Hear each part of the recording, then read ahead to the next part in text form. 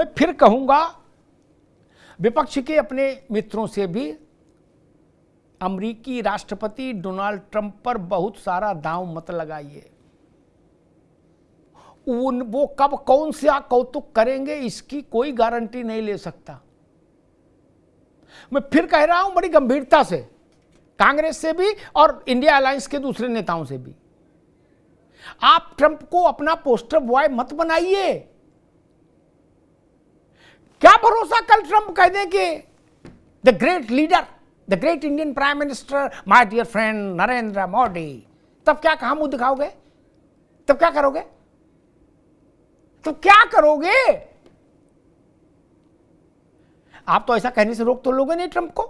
जब ये नहीं रोक पाए वो कहने से जो आपको सूट कर रहा है, तो आप कैसे रोक लोगे जो इनको सूट करेगा वो कहने से? अरे श्रीमती जी कुछ तो सस्ता लो, बचत करो। नहीं श्रीमान जी, सब बढ़िया लो, रहने दीजिए। इसमें क्या खास बात है? थोड़े में ज्यादा स्वाद, यही तो है इसकी खास बात। वाओ मामा, क्या स्वाद है। अरे मेरे राजा, दादी के हाथों का जादू और खुशबू से महकता घर, माँ की मुस्कुराहट और खाने की सुगंध। MDH गरम मसाला, क्योंकि हर रिश्ता है स्वाद से जुड़ा। वो मलंग है, कुछ भी कह सकते हैं।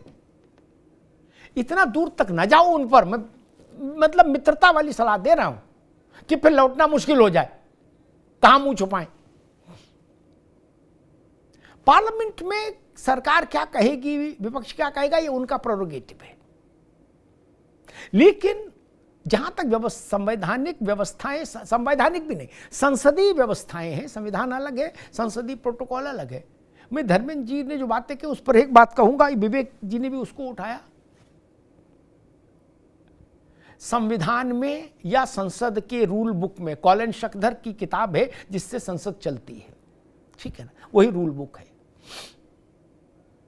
दोनों में, भारत के संविधान में भी उसमें, ये कहीं नहीं लिखा, कहीं नहीं, मेरी बात चेक कर लीजिए जाके गूगल में, अभी नहीं, जब शो खत्म हो जाए तब चेक कर लेना, कहीं नहीं लिखा कि प्राइम मिनिस्टर बाउंड है जवाब देने के लिए। नहीं,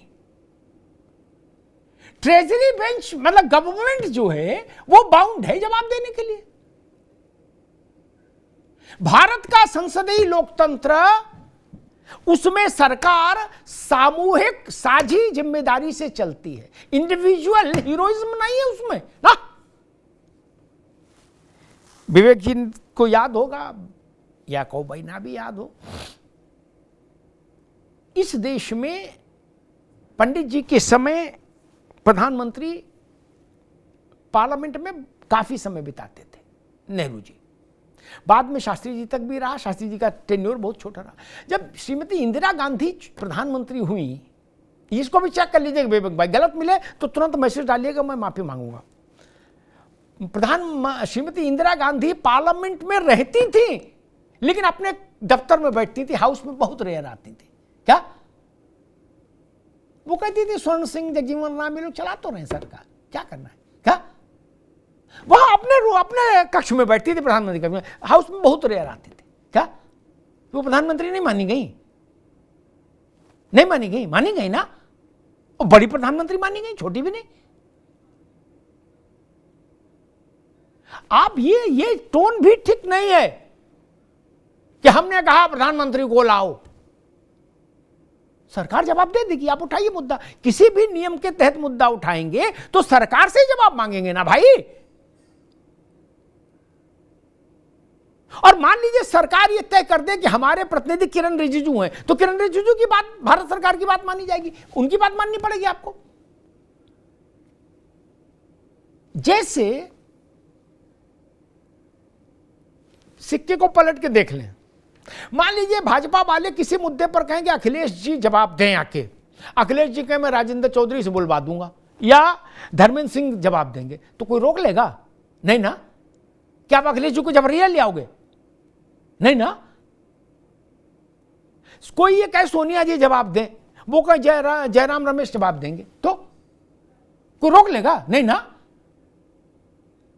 इसलिए ये तर्क ठीक नहीं कि न बोले, जैसे अभी मनीषा जी ने बताया भाई कितनी बार कौन कौन ने क्या बोला, राजनाथ रक्षा मंत्री बोले, डिफेंस स्टाफ के लोग बोले, सब बोले, लेकिन आपने कहा ना उनकी किसी की नहीं मानेंगे। बोले फिर बोले हम मोदी की मानेंगे।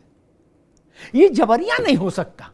मुझे नहीं पता मोदी जी बोलेंगे कि नहीं बोलेंगे, लेकिन ये जबरन हो नहीं सकता, ये शर्त नहीं हो सकती कि प्रधानमंत्री को ही बोलना पड़ेगा। ये जान लीजिए, वो बोले उनकी मर्जी। प्रधान लीडर ऑफ द हाउस को कभी भी बहस में इंटरवीन करने का अधिकार हासिल है।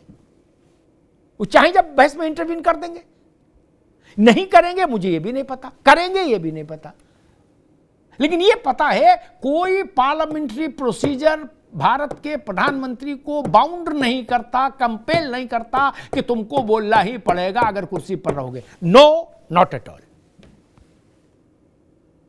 उसके लिए सरकार किसी को भी बुलवा सकती है। राजनाथ सिंह जी बड़े नेता हैं, देश के गृह मंत्री हैं, रक्षा मंत्री हैं, लेकिन मान लीजिए हम करें वो किसी छोटे मिनिस्टर को भी अगर, धर्मेंद्र भाई, संसद की व्यवस्था उनको इस बात की अनुमति देता है कि वो किसी जूनियर मिनिस्टर को भी कह देंगे ना। होता है कि जब हम फ्लैट लेते हैं ना तो रजिस्ट्री कराने जाते हैं, विवेक जी, तो बिल्डर नहीं जाता क्या रजिस्ट्री कराने तहसील में धक्का खाने। वो अपने किसी गुड्डू पप्पू को जिसको 15,000 रुपया महीना तनख्वाह देता है, उसके नाम एक बोर्ड का रिजोल्यूशन करके दे देता है कि इस कंपनी की तरफ से ये अधिकृत किए जाते हैं रजिस्ट्री के लिए। कहते जाओ गुड्डू मोटरसाइकिल जाओ बेटा रजिस्ट्री करके आ जाओ। क्या कानून मानता है उसको? आप ये नहीं कह सकते कि ना शालीमार बिल्डर में संजय सेठ को बुलाओ, उन्हीं वही दस्तखत करेंगे, ये नहीं कह सकते। 10 लाख का फ्लैट लिया, संजय सेठ को बुलाओ कचहरी में, क्यों आएंगे भाई? नहीं आएंगे। वो एक लड़के को पावर ऑफ अटॉर्नी दे देती है बोर्ड ऑफ डायरेक्टर्स, कहते जाओ भाई ये करेंगे। उस बच्चे की तनख्वाह पूछो तो 15,000। अब वो 5 करोड़ के फ्लैट पे दस्तखत कर रहा है। कानूनन ऐसा होगा, यहां राजनीति में मैं नहीं कह रहा, लेकिन ऐसा भी हो जाए तो आप उसको अनैतिक नहीं कह सकते, आप उसको गैर कानूनी नहीं कह सकते। और तीसरी बात ये कि हमारे राजनीतिक मतभेद हो सकते हैं, लेकिन ये सच है, इतना बड़ा, इतना सटीक ऑपरेशन 22 मिनट में 9 अलग अलग डेस्टिनेशंस पर एक साथ कभी किसी देश ने नहीं किया। भारत तो छोड़िए, किसी देश ने नहीं किया। अमेरिका ने, इजराइल ने हमसे बेहतर परफॉर्मेंस वाले ऑपरेशंस को अंजाम दिया होगा, लेकिन एक साथ 9 जगह 22 मिनट में खेल खत्म कर देना ये कभी नहीं हुआ। ये छोटी उपलब्धि है क्या? इस उपलब्धि को सपा बसपा भाजपा कांग्रेस की चौसर पर आप लाके धूल धूसरित करना चाहते हैं? कौन क्या कह रहा है, उसके क्या मंतव्य हैं, क्या उसके पीछे उसकी मानसिकता है, वो जाने। हम इस बात पर भरोसा करेंगे मेरे देश का सैनिक क्या बोल रहा है, उसको चुनाव नहीं लड़ना। मेरे देश की सेना जो कह रही है, मेरे लिए वही जनार्दन का वाक्य है।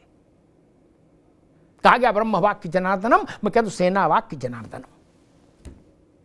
मेरे देश की सेना, वो सिपाही हो, सेना का जवान हो या सेनाध्यक्ष हो, वो जो कहेंगे मैं उसी को अंतिम सत्य मानूंगा। राजनीतिक लोगों की बात को अंतिम सत्य नहीं मानूंगा। और मुझे लगता है देश का भी मानस यही है। ये देश सेना पर भरोसा करता है। अगर क्रेडिबिलिटी की बात करेंगे इस देश में, आप जाके कोई जनमत संग्रह करें कि सबसे ज्यादा लोग विश्वसनीय किसको मानते हैं, किसके प्रति श्रद्धा रखते हैं, तो उसमें सेना का नाम सबसे ऊपर होगा। जो सेना कह रही है उसको सुनिए, उसको मानिए, उस पर भरोसा करिए। हाँ, कभी कभी इंटरटेनमेंट का मन हो तो चचा की बात भी सुन लीजिए, लेकिन अन्यथा हमारे देश की सेना जो कह रही है, हमारे लिए वही गीता है, वही कुरान है, वही बाइबल है, वही वेद का वाक्य है। धन्यवाद। अरे श्रीमती जी, कुछ तो सस्ता लो, बचत करो। नहीं श्रीमान जी, सब बढ़िया लो, रहने दीजिए। इसमें क्या खास बात है? थोड़े में ज्यादा स्वाद, यही तो है इसकी खास बात। वाह मम्मा, क्या स्वाद है? अरे मेरे राजा, दादी के हाथों का जादू और खुशबू से महकता घर, माँ की मुस्कुराहट और खाने की सुगंध। MDH गरम मसाला। क्योंकि हर रिश्ता है स्वाद से जुड़ा।